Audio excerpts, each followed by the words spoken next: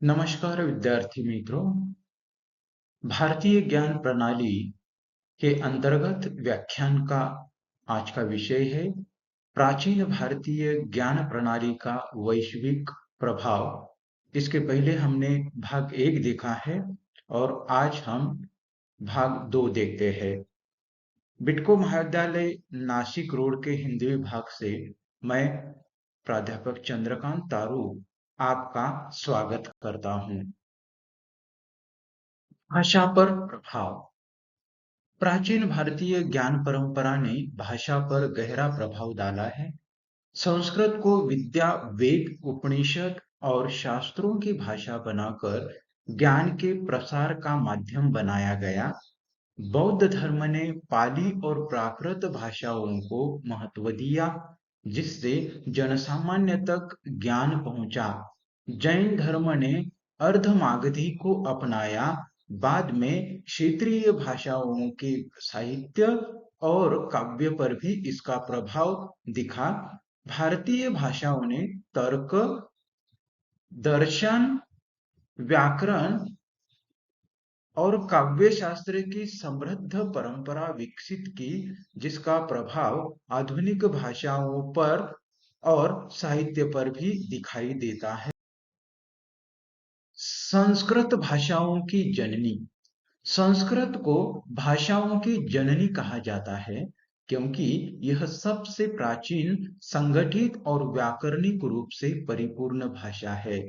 इसी से पाली, प्राकृत, अपभ्रंश और आगे चलकर हिंदी, मराठी, बंगाली, गुजराती जैसी अनेक भारतीय भाषाएं विकसित हुई है। संस्कृत ने न केवल भारतीय भाषाओं बल्कि एशियाई व यूरोपीय भाषाओं पर भी अपना प्रभाव छोड़ा है। दक्षिण पूर्व एशियाई भाषाओं पर संस्कृत का प्रभाव। संस्कृत का प्रभाव दक्षिण पूर्व एशियाई भाषाओं जैसे थाई, बर्मी, कंबोडियन, लाओ, जावानी, बाली आदि पर गहरा रहा है। धार्मिक व सांस्कृतिक प्रसार जैसे बौद्ध और हिंदू धर्म के साथ संस्कृत के शब्द, लिपियां और नाम वहां की भाषाओं में शामिल हुए। कंबोडिया का अंगकोर, इंडोनेशिया का रामायण और थाई भाषा में हजारों संस्कृत मूल के शब्द इसका प्रमाण है। यूरोपीय भाषाओं पर संस्कृत का प्रभाव। संस्कृत और यूरोपीय भाषाएं एक ही इंडो यूरोपीय भाषा परिवार से जुड़ी है। 18वीं शताब्दी में विलियम जोन्स ने संस्कृत और लैटिन ग्रीक की समानता बताई। कई मूल शब्द जैसे माता, मदर, पिता, फादर, भ्राता, ब्रदर के समान पाए जाते हैं। संस्कृत ने यूरोपीय भाषाओं के भाषा विज्ञान, व्याकरण और शब्दावली अध्ययन को नई दिशा दी है। भाषा विज्ञान पर संस्कृत का प्रभाव। संस्कृत ने भाषा विज्ञान को वैज्ञानिक आधार दिया। पाणिनि का अष्टाध्यायी विश्व का पहला व्यवस्थित व्याकरण माना जाता है, जिसने ध्वनि, शब्द, रूप और वाक्य रचना के नियम स्थापित किए। संस्कृत की सूक्ष्म ध्वनि विज्ञान, शब्द रचना और व्याकरणिक परंपरा ने आधुनिक भाषा विज्ञान, ध्वनि विज्ञान और तुलनात्मक भाषा शास्त्र को गहरी प्रेरणा दी है। केस स्टडी, तुलनात्मक भाषा विज्ञान। 18वीं शताब्दी में सर विलियम जोन्स ने संस्कृत, ग्रीक और लैटिन की समानता दर्शाई। इससे इंडो यूरोपीय भाषा परिवार की पहचान हुई। पाणिनि के व्याकरण ने संरचना और नियमों की वैज्ञानिक तुलना का आधार दिया। तुलनात्मक अध्ययन से पता चला कि संस्कृत से यूरोपीय भाषाओं में ध्वनि और शब्दों की जड़ें जुड़ी है। इस खोज ने आधुनिक तुलनात्मक भाषा विज्ञान की नींव रखी है। कला और संस्कृति पर प्रभाव। प्राचीन भारतीय ज्ञान परंपरा ने कला और संस्कृति को गहराई से प्रभावित किया। वेद, उपनिषद और पुराणों से प्रेरित संगीत, नृत्य, नाटक और चित्रकला का विकास हुआ। रामायण महाभारत ने एशिया की कला, मूर्तिकला और साहित्य को दिशा दी। मंदिर, स्थापत्य, शिल्पकला और लोक कला में धार्मिक व दार्शनिक विचार झलकते हैं। भारतीय संस्कृति का यह प्रभाव दक्षिण पूर्व एशिया से लेकर यूरोप तक फैला हुआ है। भारतीय शास्त्रीय नृत्य और संगीत। भारतीय शास्त्रीय नृत्य और संगीत वेदों, नाट्यशास्त्र और भक्ति परंपरा से विकसित हुए। संगीत स्वर, राग और ताल पर आधारित। इसकी दो शाखाएं हिंदुस्तानी और कर्नाटक संगीत इस प्रकार की है। नृत्य, जिसमें कथक, भरतनाट्यम, ओडिसी, मणिपुरी, कुचिपुड़ी, कथकली, मोहिनीअट्टम आदि महत्वपूर्ण है। इनका आधार भाव राग, ताल और नृत्याभिनय है, जो आध्यात्मिकता और सौंदर्य दोनों को प्रकट करते हैं। वैश्विक कला और संगीत पर प्रभाव। भारतीय कला और संगीत ने विश्व को आध्यात्मिकता, राग, ताल और नृत्याभिनय की अनूठी परंपरा दी। योग, भक्ति और ध्यान से जुड़े संगीत ने पश्चिमी देशों में मेडिटेटिव म्यूजिक और फ्यूजन को जन्म दिया। रामायण, महाभारत और बौद्ध कथाओं ने एशिया की नृत्य, नाट्य और मूर्ति कला को प्रभावित किया। आज भारतीय राग, तबला, सितार और शास्त्रीय नृत्य वैश्विक मंचों पर महत्वपूर्ण स्थान रखते हैं। भारतीय साहित्य का वैश्विक प्रभाव। भारतीय साहित्य ने विश्व को गहन आध्यात्मिकता और काव्यात्मक सौंदर्य दिया है। वेद, उपनिषद, गीता ने पश्चिमी चिंतकों को प्रेरित किया है। रामायण व महाभारत ने एशिया की कथाओं, नाटकों और कला को प्रभावित किया है। कालिदास, भर्तृहरि जैसे कवियों की रचनाएं विश्व साहित्य में सराही गई। आधुनिक युग में टैगोर की रचनाओं को नोबेल सम्मान मिला और वैश्विक साहित्य पर गहरा प्रभाव पड़ा है। भारतीय सिनेमा और लोकप्रिय संस्कृति। भारतीय सिनेमा केवल मनोरंजन ही नहीं, बल्कि संस्कृति, परंपरा और सामाजिक संदेश का माध्यम भी है। बॉलीवुड ने संगीत, नृत्य और रंगीन प्रस्तुतियों से वैश्विक पहचान बनाई है। क्षेत्रीय सिनेमा ने लोक कला, इतिहास और सामाजिक यथार्थ को अभिव्यक्त किया है। भारतीय फिल्मों ने एशिया, अफ्रीका और पश्चिमी देशों में लोकप्रिय संस्कृति को प्रभावित किया है।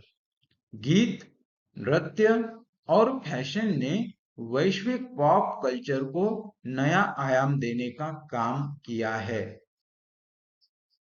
केस स्टडी, जैज पर राग का प्रभाव। 20वीं शताब्दी में भारतीय शास्त्रीय रागों ने पश्चिमी जैज संगीत को गहराई से प्रभावित किया। रविशंकर और जॉन कोलट्रेन के सहयोग से राग जैज फ्यूजन लोकप्रिय हुआ। रागों की इम्प्रोवाइजेशन अथवा स्वतः रचना शैली ने जैज की मुक्त धुनों को नया आयाम दिया है। इससे इंडो जज फ्यूजन नामक नई धारा विकसित हुई, जिसने विश्व संगीत को समृद्ध किया है। अब हम इसकी समालोचनात्मक समीक्षा देखते हैं। प्राचीन भारतीय ज्ञान परंपरा ने भाषा, दर्शन, कला, साहित्य, संगीत और संस्कृति को विश्व स्तर पर दिशा दी है। इसकी विशेषता है आध्यात्मिकता, वैज्ञानिक दृष्टि और सार्वभौमिकता। परंतु इसकी सीमाएं भी है, जैसे जटिलता, संस्कृत तक सीमित ज्ञान और आम जन तक पहुंच की कठिनाई। आधुनिक युग में इसका पुनर्पाठ और सरल प्रस्तुति आवश्यक है, ताकि इसका वैश्विक और समकालीन संदर्भ में अधिक प्रभाव हो सके। व्यापार और शासन पर प्रभाव। प्राचीन भारतीय ज्ञान परंपरा ने व्यापार और शासन को भी प्रभावित किया है। पहले व्यापार के संदर्भ में देखते हैं। अर्थशास्त्र, समुद्री मार्गों और सिक्कों की परंपरा से वैश्विक वाणिज्य को दिशा मिली है। भारतीय वस्त्र, मसाले और धातुएं अंतरराष्ट्रीय व्यापार का आधार बने हैं।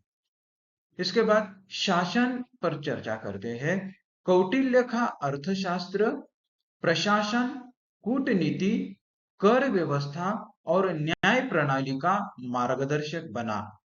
धर्म और नीति ने शासन को नैतिक आधार भी दिया है। अर्थशास्त्र का अवलोकन। कौटिल्य का अर्थशास्त्र प्राचीन भारत का अद्वितीय ग्रंथ है, जो राज्य, शासन और अर्थव्यवस्था का मार्गदर्शन करता है।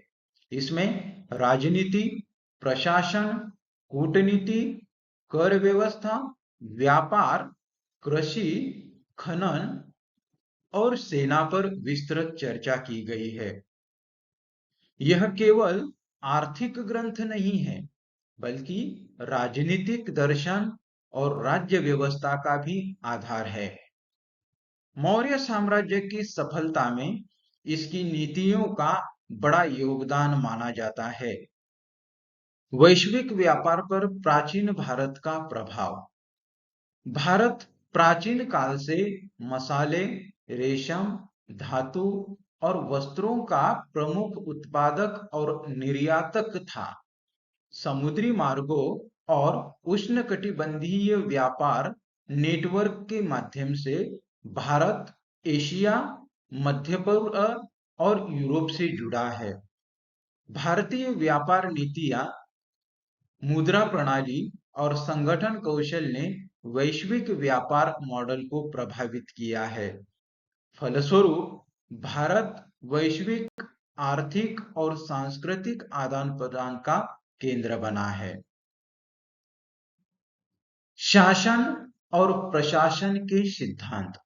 प्राचीन भारतीय ज्ञान परंपरा में शासन और प्रशासन का आधार नीति, धर्म और न्याय था। राज्य का उद्देश्य प्रजा का कल्याण और सामरिक सुरक्षा करना यह था। प्रमुख सिद्धांत थे कौटिल्य का अर्थशास्त्र, कूटनीति, कर व्यवस्था, कानून और सेना का संतुलन रखना। प्रशासनिक संरचना इस प्रकार थी। न्यायाधीश, मंत्री, अधिकारी, स्थानीय प्रशासन। नीति और धर्म का सिद्धांत इस प्रकार था। शासन में नैतिकता और सामाजिक जिम्मेदारी का पालन करना सबके लिए अनिवार्य था। इसका राजनीतिक चिंतन पर प्रभाव किस प्रकार से हुआ, अभी यह देखते हैं। प्राचीन भारतीय ज्ञान परंपरा ने राजनीतिक विचारों को गहराई और व्यावहारिकता दी। कौटिल्य का अर्थशास्त्र प्रशासन, कूटनीति, युद्ध नीति और कर नीति में मार्गदर्शक बना है। शासन का उद्देश्य प्रजा का कल्याण और राज्य की सुरक्षा रखा गया। नीति, धर्म और न्याय को शासन के मूल सिद्धांत माना गया। इसकी प्रभावशाली विचारधारा ने आधुनिक राजनीतिक विज्ञान और प्रशासनिक सिद्धांतों को भी प्रेरित करने का काम किया है। Case study silk route. Silk route प्राचीन व्यापार मार्ग था जो चीन, भारत, मध्य एशिया और यूरोप को जोड़ता था। भारत इस मार्ग पर मसाले, रेशम, जौहरी और सांस्कृतिक आदान प्रदान का केंद्र था। व्यापार के साथ धर्म, कला और विज्ञान का प्रसार भी हुआ, जैसे बौद्ध धर्म और कला का एशियाई विस्तार इस रूप में हम देख सकते हैं। सिल्क रूट ने भारत को वैश्विक आर्थिक और सांस्कृतिक नेटवर्क में महत्वपूर्ण स्थान देने का कार्य किया है। अब इस पाठ की समालोचनात्मक समीक्षा हम देखते हैं। प्राचीन भारतीय ज्ञान परंपरा ने भाषा, दर्शन, कला, संगीत, साहित्य, शासन और व्यापार पर गहरा प्रभाव डाला है। इसके सकारात्मक पहलू इस प्रकार है: आध्यात्मिकता, वैज्ञानिक दृष्टि, सांस्कृतिक समृद्धि और वैश्विक प्रभाव।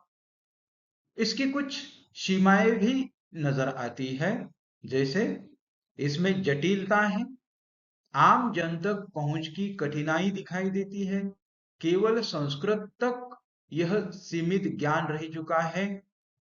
इसके साथ ही इसके कुछ आधुनिक संदर्भ है जिनमें पुनर्पाठ और सरल प्रस्तुति से इसका वैश्विक और समकालीन प्रभाव बढ़ाया जा सकता है। युद्ध और शस्त्रास्त्र पर इसका प्रभाव किस प्रकार से पड़ा है? प्राचीन भारतीय ज्ञान परंपरा ने रणनीति, युद्ध नीति और शस्त्र विज्ञान को विकसित करने का काम किया है। कौटिल्य का अर्थशास्त्र और महाभारत जैसे ग्रंथों में युद्ध कौशल, सेना संगठन और शस्त्रों का वर्णन भी इसमें पाया जाता है। धनुष्यबाण, अस्त्र शस्त्र, घोड़ा शक्ति और युद्ध युक्तियां वैश्विक प्रभाव की दृष्टि से अत्यंत महत्वपूर्ण रही है। यह ज्ञान रणनीतिक सोच और सुरक्षा नीतियों के लिए भी मार्गदर्शक बना हुआ है। प्राचीन भारतीय युद्ध कला का अवलोकन अभी हम देखेंगे कि प्राचीन भारत में युद्ध कला का आधार रणनीति, शस्त्र शास्त्र और सेना संगठन था।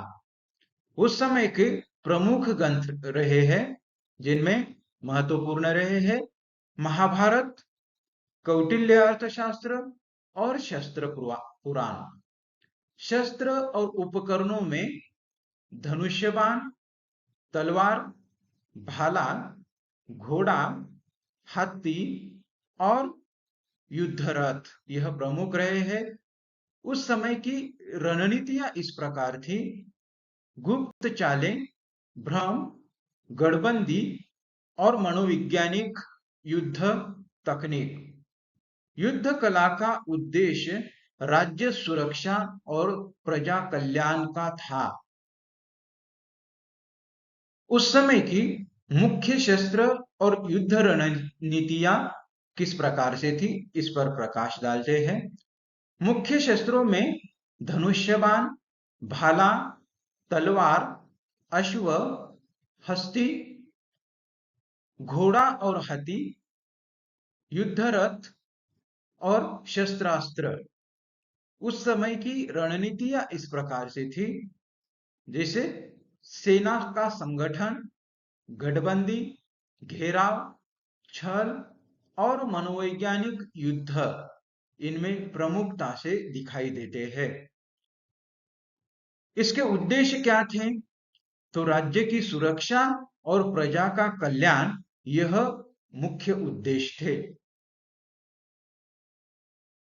इस ज्ञान का वैश्विक युद्ध कला पर प्रभाव किस प्रकार से पड़ा, इस पर अभी चर्चा करते हैं। प्राचीन भारतीय युद्ध कला और रणनीतियों ने एशियाई और मध्य पूर्वी सेनाओं को प्रभावित किया है। धनुष्य बाण, युद्ध रथ, हाथी सेना और मनोवैज्ञानिक युद्ध तकनीकें विदेशों में अपनाई गई। महाभारत और अन्य ग्रंथों में वर्णित रणनीति और सैन्य प्रशिक्षण के लिए प्रेरणा बनी। यह ज्ञान वैश्विक स्तर पर रणनीतिक सोच और सैन्य विज्ञान में योगदान देने वाला रहा, इसमें कोई दो मत नहीं है। इसके पूरे इस पाठ की केस स्टडी देखते हैं। चक्रव्यूह गठन उस समय किस प्रकार का था? चक्रव्यूह महाभारत का प्रसिद्ध युद्ध संरचना है, जिसमें शत्रु को घेरने की जटिल रणनीति होती थी। इसमें केंद्रीय कमान तक पहुंचने के लिए चरणबद्ध प्रवेश और निकलने की योजना होती थी।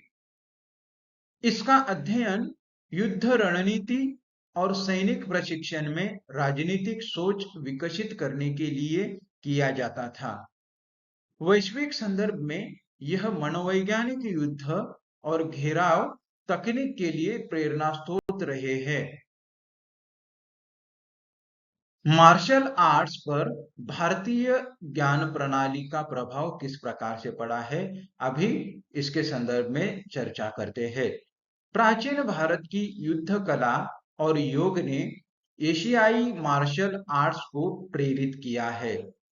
कलारियपट्टू यह केरल को विश्व की सबसे पुरानी मार्शल आर्ट्स परंपरा माना जाता है। बौद्ध भिक्षुओं द्वारा यह ज्ञान चीन गया, जहां से शाओलिन, कुंग-फू और अन्य शैलियां विकसित हुई है। भारतीय दर्शन ने मार्शल आर्ट्स को केवल युद्ध नहीं बल्कि अनुशासन, आत्मसंयम और साधना से जोड़ने का काम किया। इस पाठ की समालोचनात्मक समीक्षा अभी हम देखते हैं। प्राचीन भारतीय ज्ञान परंपरा ने भाषा, साहित्य, कला, संगीत, युद्ध कला, प्रशासन और व्यापार में गहरा प्रभाव डाला है। इसके सकारात्मक पक्ष को अभी हम देखते हैं। वैज्ञानिक दृष्टि, आध्यात्मिकता, सांस्कृतिक समृद्धि और वैश्विक प्रभाव, यह इसकी सकारात्मक पक्ष है। इस परंपरा की कुछ सीमाएं भी नजर आती है, जो इस प्रकार है। जैसे जटिलता, आम जन तक पहुंच में कठिनाई, केवल संस्कृत तक सीमित ज्ञान। इसके साथ ही इसके कुछ आधुनिक संदर्भ भी सामने आते हैं, जैसे सरल प्रस्तुति और पुनर्पाठ से इसका वैश्विक और समकालीन प्रभाव बढ़ाया जा सकता है, यह इसकी उपलब्धि भी मानी जाएगी। अंततः निष्कर्ष और चिंतन की विषय पर चर्चा करते हैं। प्राचीन भारतीय ज्ञान परंपरा ने भाषा, कला, संगीत, साहित्य, शासन, युद्ध और व्यापार में गहन प्रभाव डाला है। इसकी विशेषताएं हैं कि वैज्ञानिक दृष्टि, आध्यात्मिकता और वैश्विक प्रभाव। सीमाएं होने के बावजूद भी आधुनिक संदर्भ में इसका पुनर्पाठ और सरल प्रस्तुति इसे वैश्विक ज्ञान और संस्कृति के लिए प्रेरणा स्रोत बनाती है। यह चिंतन हमें परंपरा और आधुनिकता का संतुलन समझने का अवसर भी देता है। प्रमुख विश्व का पुनरावलोकन। प्राचीन भारतीय ज्ञान परंपरा ने विश्व के भाषा, साहित्य, कला, संगीत, युद्ध और प्रशासन पर स्थायी प्रभाव डाला है। इसके सिद्धांतों और रचनाओं ने दक्षिण पूर्व एशिया, यूरोप और अन्य क्षेत्रों में सांस्कृतिक और शैक्षिक आदान प्रदान को भी प्रेरित करने का महत्वपूर्ण काम किया है। आधुनिक दृष्टि से यह परंपरा वैश्विक ज्ञान, राजनीतिक चिंतन और व्यापारिक नीतियों के पुनर्मूल्यांकन का आधार प्रदान करती है। निष्कर्षतः कह सकते हैं कि भारतीय ज्ञान और संस्कृति का वैश्विक प्रभाव आज भी प्रासंगिक और प्रेरणादायक दिखाई देता है। वैश्विक प्रभाव पर समालोचनात्मक चिंतन, अभी इस पर चर्चा करते हैं। प्राचीन भारतीय ज्ञान परंपरा ने विश्व भाषा, कला, संगीत, साहित्य, शासन, युद्ध और व्यापार पर गहरा प्रभाव डाला है।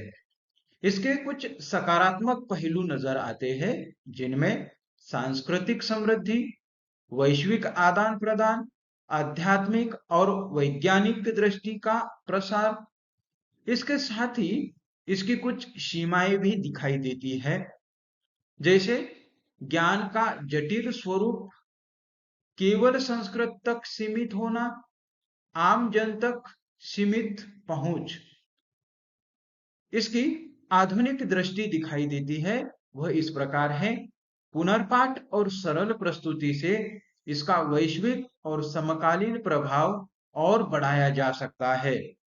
अतः यह चिंतन हमें परंपरा और आधुनिकता के संतुलन और वैश्विक संदर्भ को समझने में मदद करता है।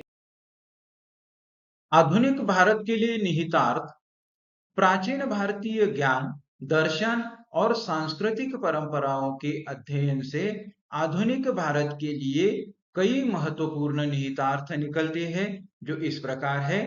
पहला है सांस्कृतिक आत्मविश्वास। प्राचीन परंपराओं का पुनः स्मरण आधुनिक समाज को अपनी जड़ों से जोड़ता है और सांस्कृतिक गौरव का भाव उत्पन्न करता है। शिक्षा और अनुसंधान में प्रेरणा। आयुर्वेद, गणित, खगोल, योग, तर्कशास्त्र आदि क्षेत्रों के गहन अध्ययन से नई शिक्षा नीतियों व अनुसंधान कार्यों को दिशा मिल सकती है। आध्यात्मिक संतुलन। भौतिकवादी जीवन के बीच भारतीय अध्यात्म और योग ध्यान मानसिक स्वास्थ्य व जीवन शैली के लिए वैश्विक समाधान प्रस्तुत करते हैं। समाज सुधार की प्रेरणा। प्राचीन सुधार आंदोलनों और विचारधाराओं जैसे बौद्ध, जैन, भक्ति आंदोलन आदि से आज भी सामाजिक समानता, अहिंसा और सहिष्णुता को बल मिलता है। वैश्विक योगदान।